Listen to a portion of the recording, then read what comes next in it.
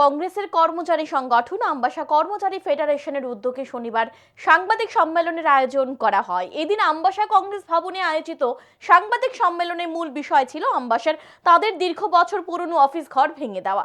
সংগঠনের নেতৃত্বরা অভিযোগ করেন 22শে জানুয়ারি বিনা নোটিশে সরকারিভাবে তাদের অফিস ঘরটি ভেঙে দেওয়া হয়েছে। এই অফিস উনাদের প্রয়োজনীয় নথিপত্র আসবাবপত্র ছিল, সেগুলিও উনারা সংগ্রহ করতে পারেনি। তারা প্রশাসনের নিকট আবেদন জানান তাদের প্রয়োজনীয় আসবাবপত্র এবং কাগজপত্র ফিরিয়ে দেওয়ার জন্য। এদিন সাংবাদিক সম্মেলনে উপস্থিত ছিলেন ত্রিপুরা সরকারি কর্মচারী ফেডারেশনের ধলাই জেলা কমিটির সভাপতি ভক্তিপদ ঘোষ, সম্পাদক সাধন পাল, ধলাই জেলা কংগ্রেস কমিটির সভাপতি নিধু মারাক, পিসিসি সদস্য মানিক দেব, ইউব রায় সহ অন্যান্যরা। বাসের বেড়া দিয়ে কর্মচারী ফেডারেশনের যে তৎকালীন সময়ের যারা নেতৃত্বরা ছিলেন ওনারা তাদের কাজকর্ম করেছেন।